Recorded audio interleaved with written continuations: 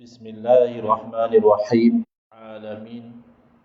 Wa afdalus salati wa atammu taslimi ala sayyidina Muhammadin wa ala alihi wa sahbihi ajma'in. Rabbi shrah li sadri wa yassir li amri wahlul 'uqdatam min lisani yafqahu qawli.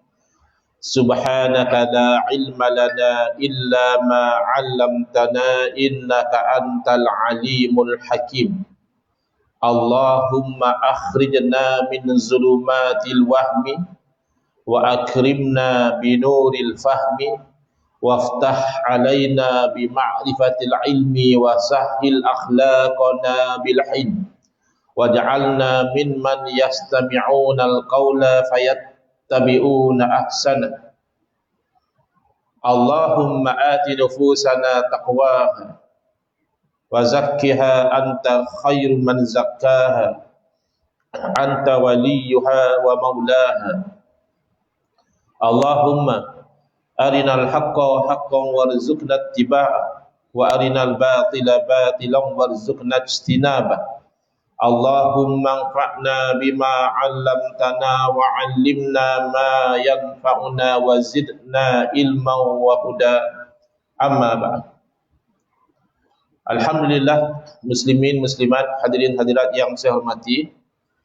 Moga-moga kita semua dirahmati dan diberkati oleh Allah Subhanahu wa taala, dan moga-moga kita semua dikurniakan oleh Allah Subhanahu wa taala kefahaman yang baik dalam urusan agama sesuai dengan sabda junjungan Nabi kita Nabi Muhammad sallallahu alaihi wasallam, man yuridillahu bihi khairan yufaqihu fid din.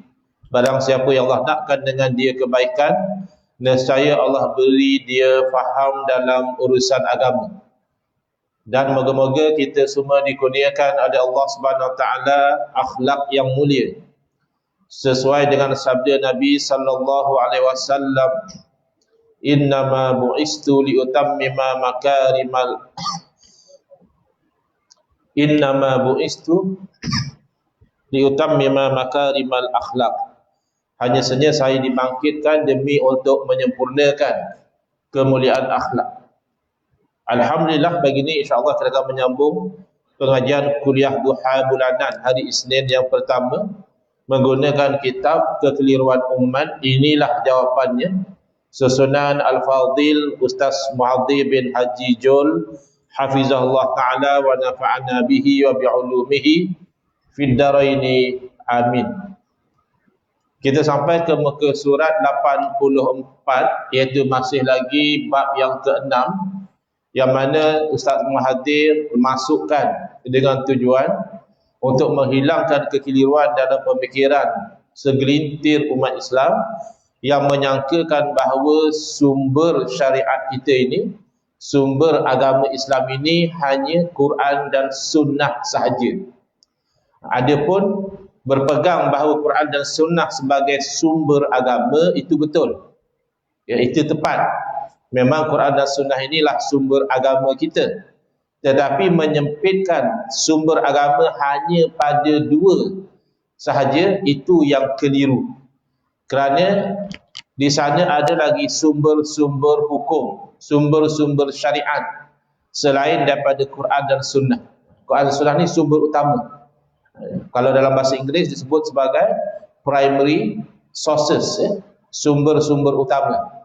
Dari dua sumber utama telah difahami bahawa ada sumber yang lain.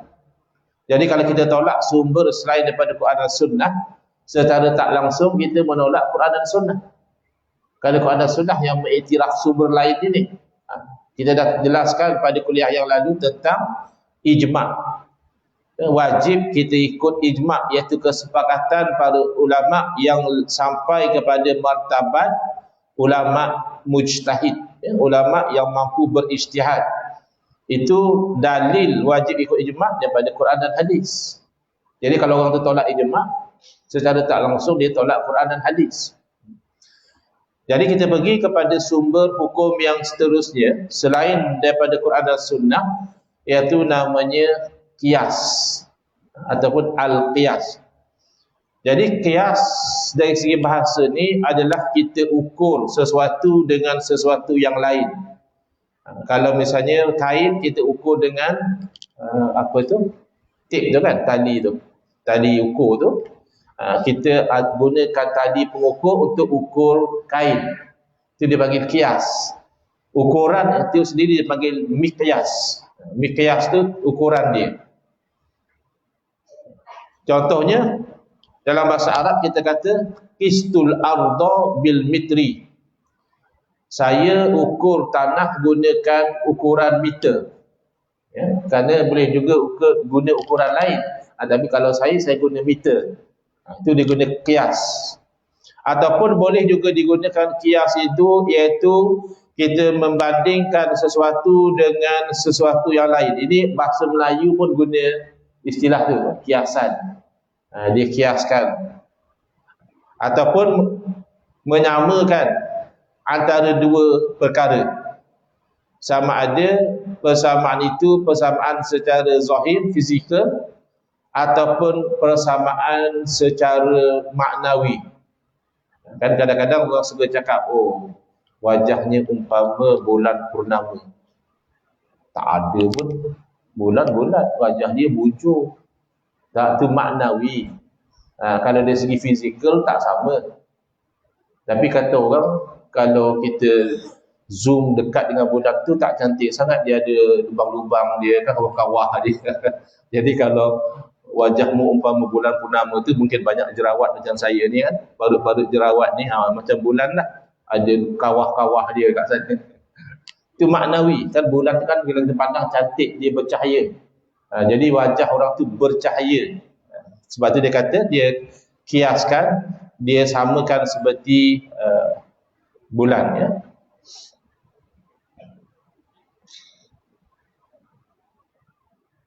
Baik, yang kita nak fokus sekarang, yang tadi itu dari segi bahasa, adalah makna qiyas dari segi istilah ahli usul. Ahli usul di sini bukan makna usuluddin, iaitu ulama tauhid, tetapi usul fiqh, iaitu ulama-ulama yang mahir dalam bidang istinbat, mengeluarkan hukum hakam dari sumber, iaitu saya baca yang bahasa Arab dahulu ya, ta'rif dia, ilhaqu ma lam yarid fihi naqsun ala hukmihi bima warada fihi naqsun ala hukmihi fil hukmi lishtirakihima fi illati dhalikal hukmi. Mungkin ada banyak takrif lain, tapi ini takrif yang kita boleh katakan jami' mani'. Jami' maknanya inklusif. Dia takrif yang bagus, dia kena bersifat inklusif, makna dia includekan apa sahaja yang layak di bawah takrif itu. At the same time dia kena eksklusif, dia kena exclude, dia kena manik, dia keluarkan yang mana tak layak, maka itu tak masuk ke situ. Kalau dikatakan warga Yayasan Muhammadiyah terdiri daripada, takrifnya adalah lelaki dan wanita. Oh, ramai. Lelaki dan wanita yang tidak warga Yayasan Muhammadiyah pun ramai. Jadi takrif itu tak manik. Sebab masih boleh masuk di bawah takrif itu mereka yang bukan warga Yayasan Muhammadiyah. Dia kena sempitkan lagi. Iaitu misalnya yang berdaftar macam ni, baru dia manik. Jadi takrif ini insya-Allah dia sudah memadai. Saya terjemah dalam bahasa Melayu. Yang ini boleh buat catatan ya. Mungkin yang bahasa Arab tadi tinggal nak hafal je. Yang bahasa Melayu ni catat. Iaitu kita menyamakan. Kalau ikut ilhaq tak boleh terjemah menyamakan, tapi dari segi konteksnya saya tak nampak perkataan yang lebih sesuai. Asalnya ilhaq ni macam mencampakkan. Letak sekali. Kalau kita ada barang, kita letak sekali dalam satu bakul misalnya, ilhaq ya. Tapi lebih sesuai dalam konteks ini adalah menyamakan. Sesuatu yang tidak ada nas menerangkan hukum dia. Ada satu perkara, satu perbuatan, kalau kita cari ayat Quran ataupun hadis Nabi SAW, itu namanya nas. Ya. Nas di sini maksudnya daripada Quran ataupun hadis. Tak ada cerita tentang hukum dia. Jadi kita samakan sesuatu perkara atau sesuatu perbuatan yang tak ada nas menceritakan hukum dia. Kita samakan dengan sesuatu yang lain yang ada nas. Yang nombor dua ni ada nas cerita hukumnya macam ni. Tapi kita letak sekali. Ya. Kenapa kita letak sekali? Kita letak sekali pada sudut mana? Pada segi hukum. Kita samakan dari segi hukum dia. Yang ni tak ada dalil. Tapi kita jadikan hukum dia sama macam yang ada dalil. Kenapa? Kerana mereka berkongsi illah yang sama yang mendasari hukum tu. Biasanya dengan takrif begini semata-mata, kita akan berada di awangan dahulu. Terapung benda kita. Kita bawa misal, contoh, baru di landing elok adik. Takrif semata-mata dia masih apa benda, tak boleh nak kaitkan.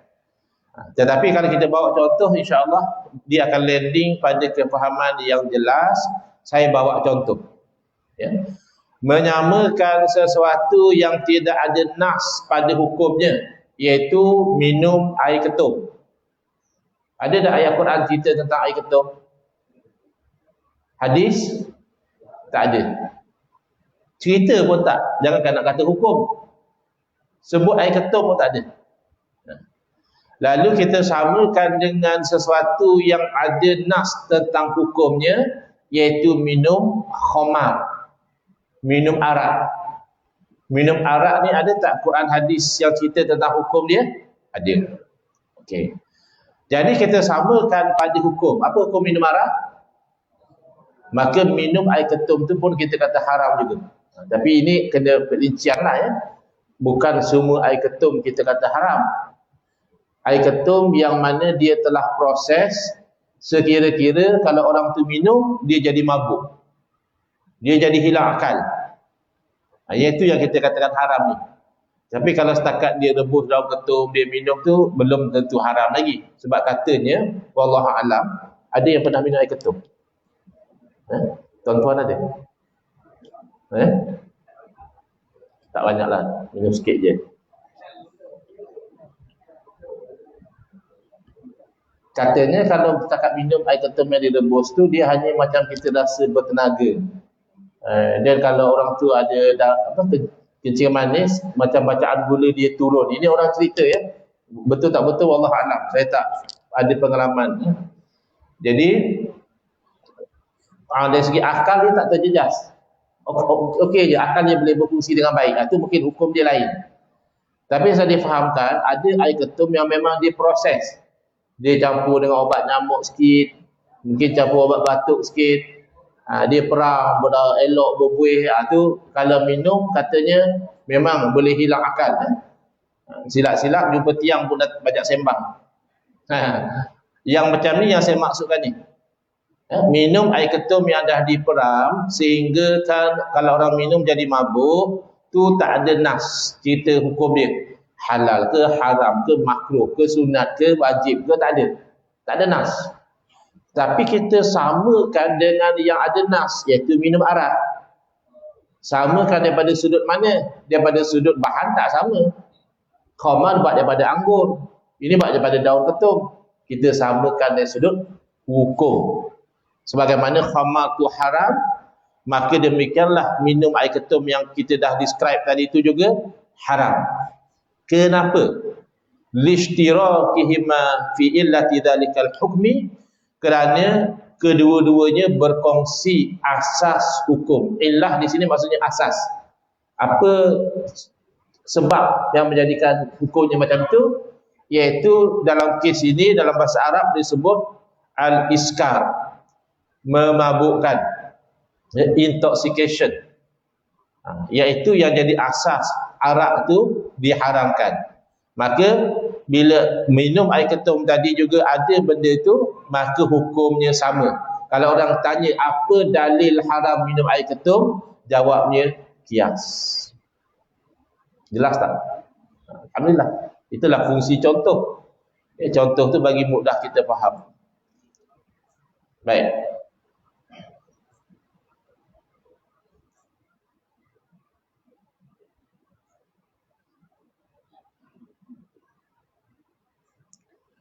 Jadi kias ni pada asalnya dia bukan mendatangkan satu hukum, tetapi dia menyingkap hukum yang tak disingkap secara nas. Tapi hukum tu ada. Kerana apa? Kerana asas hukumnya itu sama. Dan oleh kerana ia adalah asas hukum, maka hukum tu akan berubah mengikut perubahan asas dia. Kita ambil contoh tadi. Khamar dibuat daripada anggur, ya. Perahan anggur tu dijadikan arak. Masa anggur tu baru diperah, namanya air anggur. Apa hukum minum air anggur? Harus. Setakat minum air anggur tak mabuk. Yang mabuk tu kalau dah jadi wine. Kenapa? Kan bendanya sama, cecair yang sama, tapi illah dia tak ada. Kesan memabukkan pada air anggur tak ada, maka hukumnya tidak haram. Boleh pergi pasar beli anggur, blend, minum, boleh. Tetapi setelah diperang, dia berubah menjadi khamar. Ketika itu dia ada kesan memabukkan, berubah air anggur tadi daripada harus jadi haram. Sekiranya dibiarkan lagi, dia boleh berubah menjadi cuka. Cuka natural lah, natural vinegar, bukan cuka buatan. Ini memang cuka yang asli. Ada cuka apple, ada cuka kurma, ada cuka anggur. Jadi bila mana dia berubah jadi cuka? Kalau kita konsum dah, tak adalah orang minum cuka, ya tak? Sakit perut dah. Kita makan lah cuka tu, satu sudu ke, tak dalam makanan ke, apa hukum dia? Harus. Kerana cuka tidak memabukkan. Itu dah kaedah yang disebut al-hukmu yaduru ma'al illatihi wujudan wa adaman. Ya. Hukum itu dia akan berpusing, berubah mengikut illah dia. Wujudan, kalau ada illah, ada hukum. Ada kesan memabukkan, adalah hukum haram. Wa adam, dan adam, kalau tiada illah dia, dah jadi cuka tadi, tak ada lagi memabukkan, maka tak adalah hukum haram. Yang ini penting, ya, untuk orang yang nak berfatwa, nak buat hukum, dia kena faham illah. Kalau tak, dia akan pukul rata, hukum semua sama. Ini yang isu yang kita kata kenduri arwah, tahlil arwah. Dia bukan semata haram, makruh. Dia tengok haram kenapa? Dalam mazhab Syafi'i sendiri ada sebut haram. Kenapa? Kerana kalau kenduri arwah tu menggunakan harta yang dimiliki oleh orang-orang yang tak selayaknya dia beri harta. Iaitu misalnya anak yatim. Orang tu meninggal, anak dia masih belum balik, maka itu namanya yatim. Jadi mungkin orang yang tak tahu, dia kata, minta izin lah, ambil sikit harta ni, kita buat makan-makan. Orang datang rumah apa, kita buat makan-makan. Jadi budak tu kata, tak apa, boleh, ambil lah. Jadi dia tu belum balik, izin dia tak sah. Sebab izin dia pada benda yang tak mendatangkan keuntungan. Ya, akhirat ialah bagi sedekah dapat untung. Jadi untung ni kita kata untung dunia. Kalau dia izin untuk beli barang, mungkin untuk beli makanan, sebab tu dapat untung pada dia. Ini bagi sedekah. Jadi bila tak sah izin dia, maka jadi haram guna duit dia. Boleh jadi makruh kalau semata-mata tujuannya tu nak berkumpul. Lepas kematian kita memang kita berkumpul lah, ada berlaku kematian, kita buat makan-makan. Ya. Itu makruh kerana ia membesarkan satu urusan yang tak ditutup buat macam itu. Tadi haram, haram tadi sebab guna harta anak yatim. Sekarang dia guna harta dia sendiri. Tapi tujuannya adalah untuk membesarkan urusan kematian. Jadi itu hukumnya makruh. Berkumpul kenapa? Yalah kita tunjuklah kesedihan kita. Biarlah nangis-nangis sikit, takkan orang mati kita. Itu haram. Sebab meratap itu haram. Mengalir air mata tak apa. Biasalah, takkan orang yang kita sayang meninggal, mak kita meninggal, ayah kita meninggal, pasangan hidup kita meninggal, anak kita meninggal, kita relax tone je. Tak, mengalir air mata, menangis boleh. Meratap ni dia macam menunjukkan tak redha. Kalau orang Arab, dia koyakkan baju dia ambil pasir, tabur atas kepala dia, tampar muka dia, ya, itu haram. Lalu kita buat perkumpulan tujuannya untuk buat benda tu, maka haram. Sebab dia wasilah kepada yang haram. Tapi kalau berkumpul untuk berzikir dan niatkan pahala bacaan zikir itu moga-moga jadi pada mizan simati. 3 mazhab kata sampai. Satu riwayat daripada Imam Syafi'i kata tak sampai, benda khilaf. Dan dia kata tak sampai pun, kata ulama mazhab Syafi'i, maksudnya kalau tak diniatkan, kalau tak didoakan. Tapi kalau diniatkan dan didoakan, itu sampai. Ya. Jadi itu tujuan dia berkumpul. Tapi jamu makan, tujuannya sedekah bagi pihak si mati. Saya ada duit, bukan duit nak yatim, duit saya sendiri. Jadi saya nak sedekah pada mak, ayah dah tak boleh. Dah tak laku dah duit saya dengan orang di alam arwah. Apa yang saya buat? Saya sedekah bagi pihak si mati. Sedekah bagi pihak si mati, ijma' ittifaq ulama sampai. Yang ada khilaf tadi, kalau bacaan, kita baca Quran untuk si mati. 3 mazhab kata, okey, sama. Macam kamu buat haji untuk orang mati boleh apa? Jadi apa-apa ketaatan yang kamu buat untuk orang mati boleh. Sama je. Tapi satu riwayat daripada Imam Syafi'i mengatakan tak sampai, dan telah diterangkan oleh ulama mazhab Syafi'i, bukan tak sampai secara mutlak macam itu. Tak sampai kalau tidak didoakan atau tidak diniatkan. Kalau didoa dan diniatkan sampai. Atau dibaca Quran di sisi si mati, itu memberi manfaat. Imam Syafi'i mencadangkan kalau boleh khatam satu Quran di sisi mayat itu baik. Kerana ada kebaikan daripada ayat-ayat Al-Quran, baik kepada orang yang masih hidup ataupun orang yang telah meninggal dunia, dapat manfaat daripada bacaan Al-Quran. Ya. Yang khusus yang disebut dalam hadis adalah surah Yasin. Nak baca satu Quran, kata Imam Syafi'i, itu lebih baik. Jadi berubah hukum dia tadi. Jadi sunat. Kerana berzikir sunat. Sedekah sunat. Jadi majlis tu buat benda sunat. Ini kena faham. Kalau tak, memanjang kita kata haram, memanjang kita kata makruh, sedangkan hukum itu dia terbina di atas illah dia. Kecuali hukum yang tak dapat dikenal pasti illah dia, dia tak boleh kias lah. Semayang subuh 2 rakaat, apa illah dia?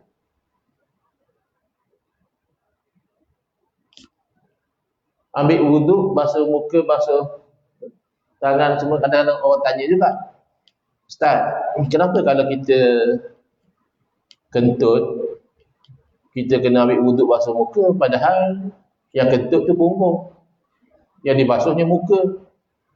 Logik-logiknya kalau kentut basuh punggung. Itu kan tak ada illah. Mana ada illah? Ada juga ada ustaz-ustaz yang cuba-cuba bergurau lah. Kata dia, kita kentut basuh muka sebab yang malu tu muka. Punggung dia tak malu. Kan? Malu muka dia. Jadi tapi tak logik lah. Bukan muka saja dibasuh, tangan apa kena-mengena. Kaki pun dibasuh juga.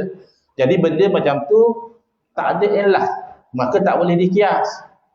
Oh, ni tayamum. Tayamum ganti kepada wuduk. Sebagaimana wuduk basuh muka, apa kepala, basuh kaki, tayamum pun sampai ke kaki. Boleh ke kias? Tak boleh.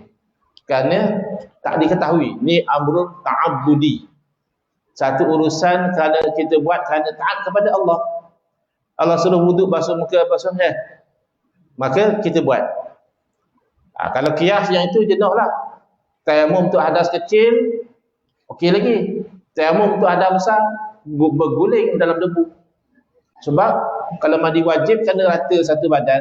Jadi kalau tayamum ganti hadas besar, kena berguling atas debu otak. Tak dikias macam tu. Tayamum tetap muka dengan tangan dia. Kerana itu amrun ta'abbudi. Sapu khuf, kenapa bahagian atas?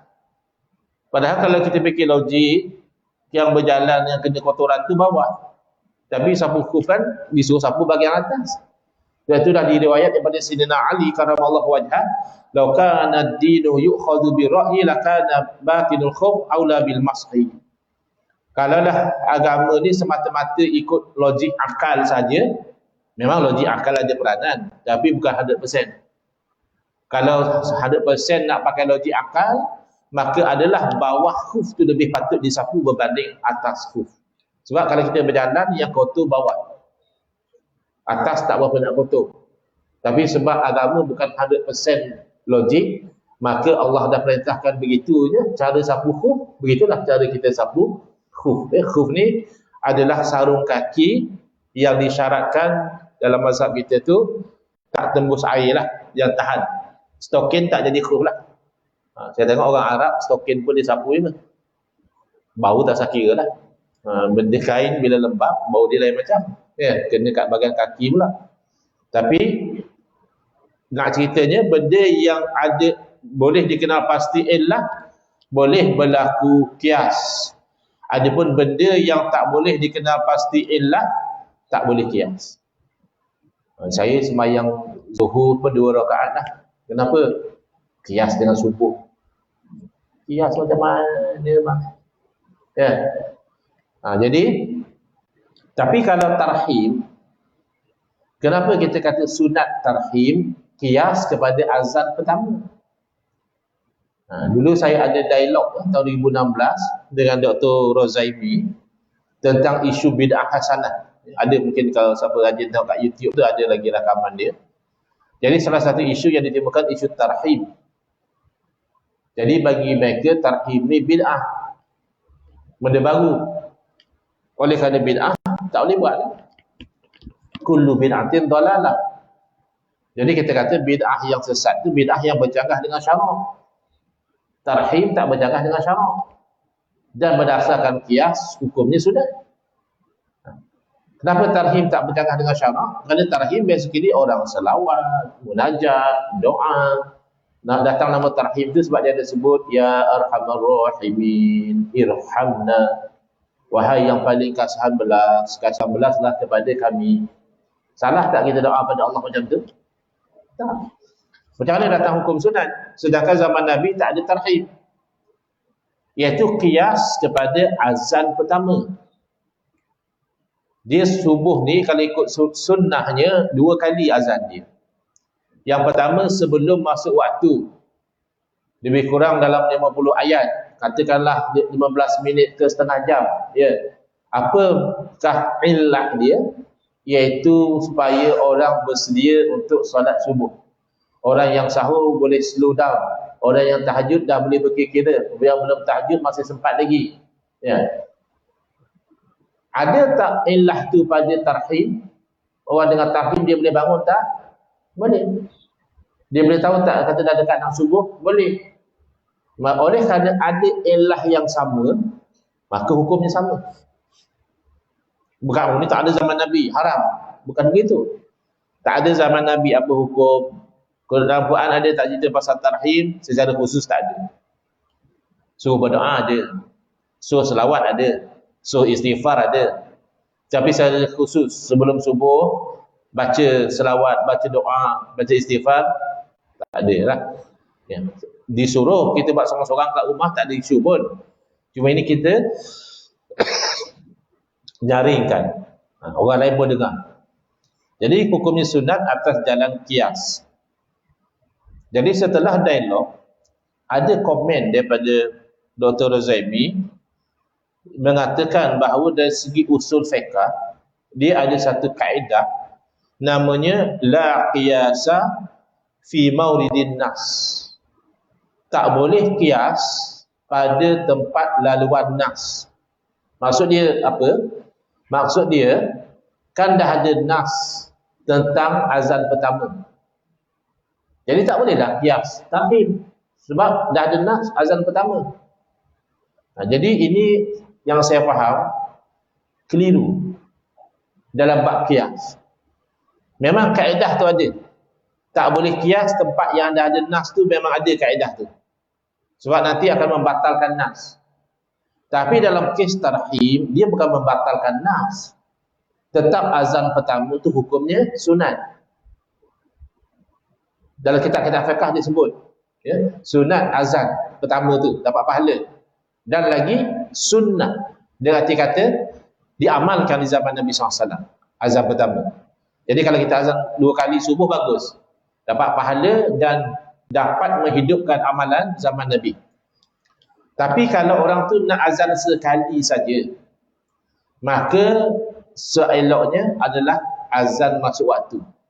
Sebab itu yang penting. Yang azan yang pertama tu hanya sebagai persediaan.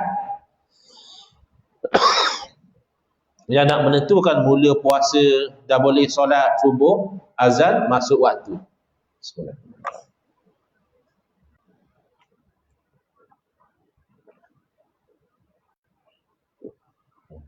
Dia dah bagi tahu jugalah, ya, minum dengan tangan kanan. Dalam live nampak macam tangan kiri sebab mirror image. Ittaqu mawadi'at tuham, jauhilah daripada tuhmah. Jadi daripada orang dia kata, apa ustaz ni kita sunat-sunat, hang pun minum tangan kiri. Habaq siap-siap lah. Minum tangan kanan, tapi oleh kerana front kamera nampak macam tangan kiri. Jadi bukan macam itu. Memang tarhim tak ada nas, sebab tu kita guna qiyas. Kalau dah ada nas, tak payah qiyas lagi. Bila kita tak ada nas, kita qiyas kepada benda yang sama illah dia. Sebagaimana azan pertama berfungsi untuk memberitahu waktu sudah hampir masuk, so bolehlah bangun atau bolehlah slow down nak bersahur, ataupun bolehlah bertahajud kalau belum lagi. Maka sebagaimana sunat azan pertama, demikian juga sunat tarhim. Apa dalil? Qiyas. Kalau nak pakai kaedah la qiyas fi mauridin nas, contohnya begini. Okay. Dekat sini azan 2 kali ke sekali subuh? 1 kali. Jadi kita cadangkan kepada pihak pentadbiran Yayasan Muhammadiyah untuk azan 2 kali. Kerana sunat dan hidupkan sunnah. Hidupkan sunnah yang dah mati ni, dia dapat pahala besar. Lalu bila cadangan ni dibawa dalam mesyuarat, ini contoh, contoh. Seorang AJK dia bangkang. Dia kata saya tak setuju azan subuh 2 kali. Saya cadangkan kita kekal sekali saja. Jadi AJK lain tanya, kenapa pula tak setuju? Kan itu hari kita dah mengaji kuliah duha, ustaz kata azan pertama tu hukumnya sunat, dapat pahala. Dan ustaz cakap lagi, azan 2 kali tu sunnah, kita hidupkan sunnah Nabi. Lalu dia jawab macam ni, cuba kita fikir. Azan zuhur sekali, azan asar sekali, azan maghrib pun sekali, azan isyak pun sekali. Kita kiaslah. Azan subuh pun sekali lah. Kat situ tak boleh. Kat situ tak boleh kias. Kamu nak membatalkan azan pertama, alasannya qiyas. Padahal kesunahan azan pertama dah ada nas. Memang zaman Nabi diamalkan. Jadi kamu tak boleh qiyas tempat yang dah ada nas. Nanti terbatal nas. Nampak tak? Itu aplikasi kaedah la qiyasa fi mauridin nas. Bukan bererti tak boleh qiyas tarhim dengan azan pertama. Memang teknik qiyas, dia kena qiyas kepada yang ada nas. Yang tak ada nas tu diketahui hukumnya, qiyas kepada yang ada nas. Itu teknik qiyas. Tapi kalau qiyas sampai membatalkan nas, macam contoh yang kita berikan tadi, yang tu tak boleh. Ini secara asas lah, ya. Pada aplikasi nanti mungkin ulama khilaf. Dia kata ini sebenarnya dah sabit, ini yakin. Yang ini nas ni dia hadis ahad, dia zonni. maka dia bercanggah dengan kias, yakni kaedah. Itu cerita lain lah. Secara asasnya, kias ini adalah pada perkara yang tidak ada nas, diketahui hukumnya dengan membandingkan dengan perkara lain yang ada nas, ada dalil, lalu disamakan hukumnya kerana asas hukumnya sama. Kalau asas hukumnya berbeza, tak boleh kias.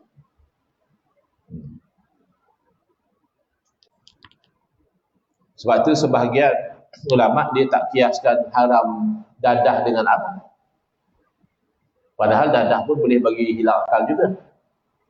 Kerana dia tengok tak sama. Nature-nya tak sama. Kan dadah ni dia benda serbuk atau benda pepejal. Jadi yang dikatakan sama ni cecair yang memabukkan. Jadi cecair yang memabukkan hukum samalah macam arak. Habis kenapa mereka haramkan juga? Sebab mudarat. Memudaratkan diri itu haram. Sebab itu ambil dadah sekadar yang diprescribe oleh doktor untuk rawatan-rawatan boleh. Sebab dia tak memudaratkan, bahkan dia perlu untuk rawatan. Yang haram, salah guna dadah. Dia jadi doktor sendiri. Ya, dia ada kit dia. Ada needle dia, ada apa, ada kain dia ikat, macam-macam lah. Ya. Dia doktor sendiri. Yang itu memudaratkan. Itu haram. Baik. Apakah rukun kias? Kias ni ada rukun dia. Pertama, kena ada al-aslu, yang asal dia. Yang kita nak kias tu, mana dia punya asal, nas dia. Iaitu yang ada nas menceritakan hukum dia, itu namanya asal. Yang kedua, hukum asal. Apa hukum dia? Wajib ke, sunat ke, haram ke? Sebab kita nak pakai kepada yang baru. Yang kedua, yang ketiga, far'un, cabang. Iaitu yang tak ada nas, yang kita nak tahu hukum dia tu. Asal, contohnya dalam contoh tadi adalah arak. Apa hukum asal? Ya, asal adalah minum arak. Syurbul khamri. Apa hukum asal? Al-hurmah, haram. Apa farak dia? Cabang dia, minum air ketum yang telah diproses. Yang keempat, illah. Apa asas hukum dia? Iaitu memabukkan. Maka ini adalah 4 rukun kias. Cuba sebut. Asal, hukum asal, farak, cabang, dan illah. Contoh ya. Seorang yang arak tadi kita dah bagi contoh. Contoh yang seterusnya iaitu hukum waris membunuh muwaris. Ya. Contoh ya, na'udzubillah, anak bunuh ayah. Anak tu waris. Sebaliknya pun samalah. Kalau ayah bunuh anak, ya. Ayah tu waris. Kalau anak meninggal, ayah waris. Kalau ayah meninggal, anak waris. Waris iaitu orang yang sepatutnya boleh mewarisi dari si mati, dia bunuh mewaris dia. Apa hukum dia? Iaitu hirmanuhu minal miras. Dia tak dapat harta. Ayah orang kaya, jutawan, dah billionaire. Jadi patutnya kalau ayah dia meninggal, anak dia dapat harta. Tapi dalam kes ni, ayah meninggal kerana dibunuh oleh anak. Maka anak tu dia tak boleh dapat. Ini hikmah dalam syarak lah. Hikmahnya supaya orang tu tak sewenang-wenang bunuh satu orang kerana nak mewarisi. Kau bunuh kau tak dapat. Dan ini ada dalil, iaitu hadis Nabi sallallahu alaihi wasallam, baginda bersabda, la yarisul qatil. Orang yang membunuh tidak boleh mewarisi. Apa illah? Apa asas hukum? Iaitu nanti dia dijadikan sebagai jalan untuk dapat harta cepat. Ya. Kadang-kadang orang desperate. Dia nak bayar tu, nak bayar ni. Kadang tak bayar pun, teringin nak beli kereta elektrik. Ya, kereta elektrik yang murah tu ada, tapi yang mahal nampak cantik. Tesla ya. Nak beli Tesla dulu. Belum tentu Tesla tu bagus. Test lah dulu. BYD pun lagi shock. Ya. Jadi teringin Pak ni dah duduk dalam ICU berbulan-bulan dah bertahun-tahun tak meninggal. Aku nak pakai duit cepat. Akhirnya dibunuh bapak dia. Kan? Jadi ini adalah satu benda yang buruk, maka tujuan diharamkan tadi tu supaya orang tu tak sewenang-wenangnya bunuh orang lain untuk dia mewarisi. Macam mana pula kalau orang ni dia bukan waris, tapi dia diberi wasiat, dia jadi beneficiary. Satu orang kaya dia kata kalau saya meninggal, sekian daripada harta saya ni saya nak beri kepada si fulan A. Si fulan A itu bukan waris, sebab kalau waris tak sah. La wasiyata diwaris. Kadang-kadang cerita Melayu ni dia tak buat research. Kadang-kadang cerita Melayu kadang-kadang bapak buat wasiat bagi sekian harta pada anak, so nanti anak dia tak. Kalau dia waris, wasiat tu secara asasnya tidak sah. Nak sah juga kena dapat persetujuan daripada waris lain. Kalau waris lain redha, okey. Kalau waris lain tak redha, wasiat tu tak sah. Jadi orang ni bukan waris. Bila orang buat wasiat pada dia boleh, dengan syarat tak lebih pada 1/3 lah. Net estate dia tu berapa? Jangan lebih pada 1/3. Okay. Lambat pula orang ni nak mati. Aku teringin dah, dia bagi banyak je lah. Kira-kira satu yang dia bagi kat aku adalah 5 juta juga. Bunuh dia. Apa hukum? Tak ada nas. Nas hanya cerita tentang waris yang membunuh. Adapun beneficiary yang membunuh, donor dia, orang yang buat wasiat tu dibunuh oleh orang yang dapat wasiat, tu tak ada nas. Apa dia boleh dapat wasiat? Ulama kata haram juga. Tak boleh, hirman. Dia dihalang daripada dapat wasiat. Kerana apa? Elah dia sama. Kalau kita benarkan orang yang dapat wasiat walaupun dia yang membunuh orang yang buat wasiat, nanti jadi satu jalan orang akan bunuh orang lain sebab nak dapat harta cepat. Sama tak macam kes tadi? Sama. Hukum ni pun sama. Mana dalil? Qiyas. Sumber hukumnya adalah qiyas. Contoh terakhir sebelum kita stop, dah pukul 10 lebih. Membeli seseorang itu atas belian orang lain atau meminang atas pinangan orang lain dilarang. Betul, abang Allah tu dah tak beli dah. Ya. Tak payah kau jual kat aku bayar lebih. Jadi punca perbalahan tak? Orang tu dah meminang. Ayalah, putus je lah, kahwin dengan saya. Dia bukan berata. Ya. Saya dah lah handsome, berata lagi. Macam tu. Putus tunang dia. Agak marah tak dia? Marah lah. Jadi punca pergaduhan. Maka dalam agama kita dilarang. Dan ada nas.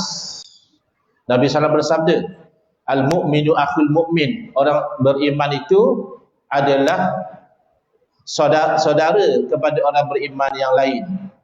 Ya. Maka tak halal satu orang beriman itu meminang atas pinangan saudaranya. Tapi kalau belum confirm, nasiblah. Zaman dulu dia kata kita pakai konsep BMW. Apa dia? Tuan-tuan tak pakai konsep tu. BMW. Best man wins. Tengoklah dia nak terima siapa. Terima hang-hang, terima aku lah. Best man wins lah. Tapi kalau dia dah ada perjanjian, dah bertunang, kita pergi kacau, itu dilarang. Kerana ilahnya menimbulkan permusuhan. Ya? Atau kita membeli atas belian. Sebab tu saya pernah baca di satu tempat di Kedah, tak silap saya, dia ada satu pasar jual ikan bisik. Jadi dia tak nak orang tahu, jadi dia bisik. Dia kata aku beli RM10, kawan tu bisik 15. Kau tu tak dengar, aku nak beli RM5. Tak confirm lah. Dia tak jual. Dah dapat harga tinggi. Akhirnya, okey, setuju dengan orang ni. Jadi tak timbul lah. Itu bagus lah. Dalam dalil tak ada, tapi common sense. Jadi kalau aku 15 ringgit, aku 20, dia jadi gerak. Aku ajak hang, mentang-mentang hang banyak duit, cik hang lah dia. Tapi kalau bisik, orang tak tahu. Katanya pasar bisik betul ada kan? Jadi, yang ini yang ada nas. Elahnya supaya tak jadi pergaduhan dan menyakiti saudara seagama. Okey.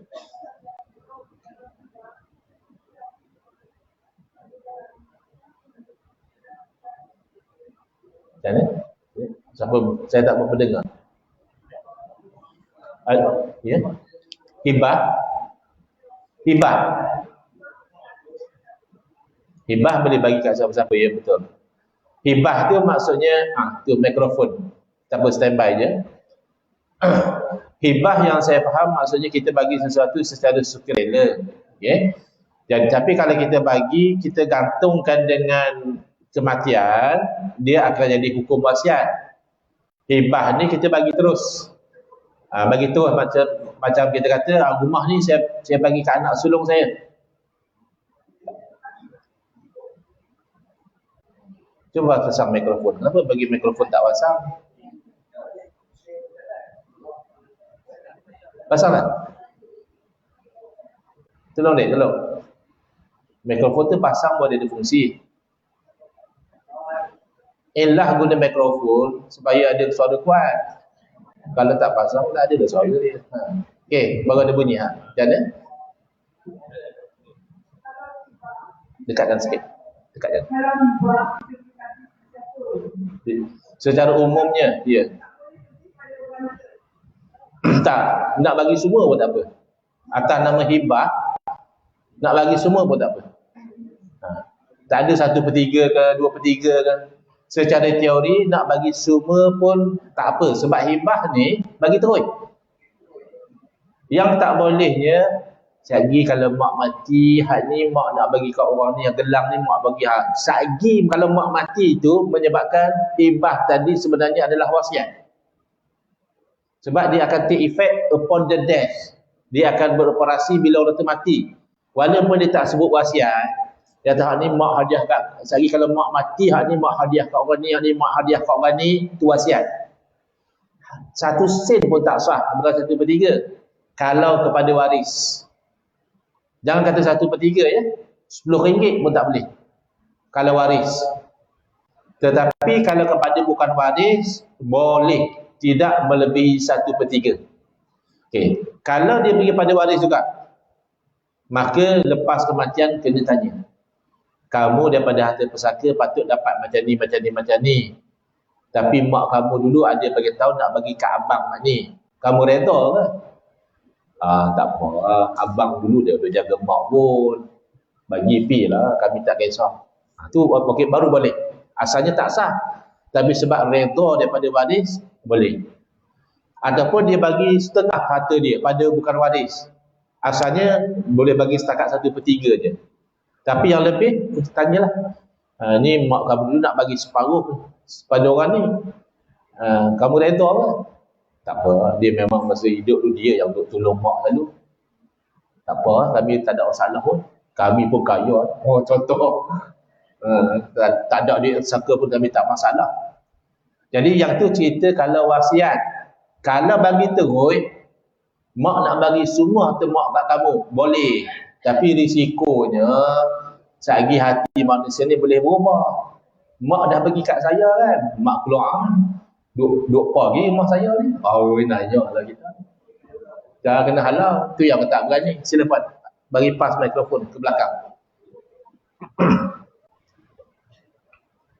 Contoh je pun dia tanya soalan pula dah. Baik, sila. Assalamualaikum. Waalaikumsalam.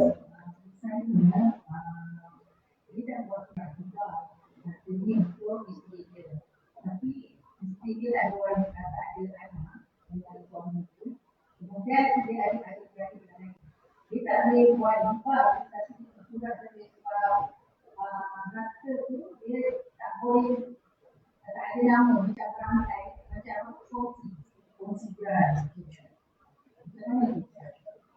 Okey, dia ada dua isu kat sini. Satu isu syariat, satu isu perundangan. Dari segi syariat, kalau memang dia dah bagi terus, dah pindah milik lah. Yang kita kata tak boleh bagi pada waris tadi, kalau dia ikat dengan kematian. Dia kata sekali kalau abang meninggal, hak ni kamu punya. Hak tu tak boleh, sebab isteri waris. Tapi kalau dia kata ni, hak ni abang bagi kat kamu. Tapi nak tukar nama tak boleh. Tak boleh tu peraturan undang-undang. Jadi dia pergi kepada pembuktian. Tu kena deal dengan lawyer lah, macam mana nak buktikan dari segi undang-undang bahawa ni dah pindah milik masa orang tu hidup lagi. Sebab kalau ikut asalnya sistem kita, dia tengok pada pendaftaran, dia pakai torrent system. Jadi dalam torrent system, registration is paramount. Mana walaupun dia dah, kadang-kadang zaman dulu dia jual atas batang sawah tu ya. Kahwin jual kat demo dah. Oh ni keluar daripada gulung plekai-plekat, ambil 10,000. Okey, jadi dah. Jadi bagai. Tengok nama tak tukar. Itu jadi masalah lah. Masalah pembuktian. Dari segi syarak dah sah dah jual beli tu. Kita kena bezakan dua isu tu. Tapi kena ingat ya, kalau gantung dengan kematian, bila saya mati nanti, hak ni saya bagi kat kamu, jadi wasiat. Bila wasiat, hukum wasiat kepada waris tidak sah kecuali dengan redha waris yang lain. Kepada bukan waris sah up to 1/3. Kalau lebih pada 1/3, yang lebih kena dapat redha. Kalau tak dapat redha, terbatal yang lebih tu. Wallahu a'lam. Jadi tak habis lagi contoh ya. Yang meminang atas pinangan orang lain, yang membeli atas pilihan orang lain, ada nas mengharamkan, ilahnya kerana membawa kepada menyakiti saudara seagama dan juga permusuhan. Tapi kalau menyewa atas sewaan orang lain, itu tak ada nas. Tapi akan membawa pada permusuhan tak? Hamba Allah tu dah sewa, kita suruh pembantai buang. Maka oleh kerana ilahnya sama, maka hukumnya juga adalah sama. Ya, tak apa, alang-alang terakhir kali kedua. Contoh yang terakhir, iaitu jual beli pada waktu solat jemaat tu dilarang bagi orang yang wajib solat lah. Perempuan tak ada masalah lah. Dia lelaki yang wajib jemaat, haram dia jual beli pada waktu solat jemaat. Ada nas tak? Ada, ayat Quran. Apa ilah dia? Nanti akan menyebabkan lambat dia nak pergi solat jemaat, mungkin tak dan. Tapi dia kata saya bukan jual beli, saya ni duk sibuk urusan sewa menyewa, gadai menggadai, bukan jual beli, atau urusan nak bernikah ya? Maka hukumnya juga adalah haram. Nas tak ada. Nas tak kata janganlah kamu sewa menyewa. Yang nas kata wazarul bai', tinggalkanlah jual beli.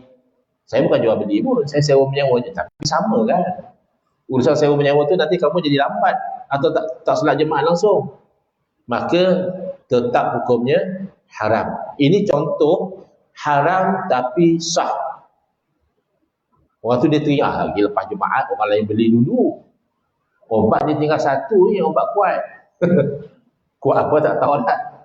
Tinggal satu, aku tak beli, tak susah dah dapat ni. Beli. Jadi kira tak sah lah. Sah, tapi berdosa. Itu contoh transaksi yang hukumnya haram, tapi dia ada legal effect, iaitu bertukar, berpindah milik. Ya? Ada juga yang haram dan tidak sah.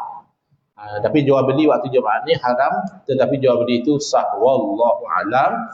Jadi dikiaskan sewa menyewa, gadai menggadai kepada jual beli kerana sama-sama melambatkan solat jemaah. Bismillahirrahmanirrahim. Alhamdulillahirabbil alamin, wassalatu wassalamu ala asyrafil anbiya'i wal mursalin wa ala alihi wa sahbihi ajma'in. Allahumma shrah sudurana wa ahsin akhlaqana wa azim ujurana wa nawwir qulubana bi nuri hidayatika kama nata'udhu bi syamsika abadan abada. Allahumma qulna min dzulil ma'siyati ila azzi ta'ati ya arhamar rahimin. Wa sallallahu ala sayyidina Muhammadin wa ala alihi wa sahbihi wasallam. Walhamdulillahirabbil alamin. Amin ya rabbal alamin wal afu minkum.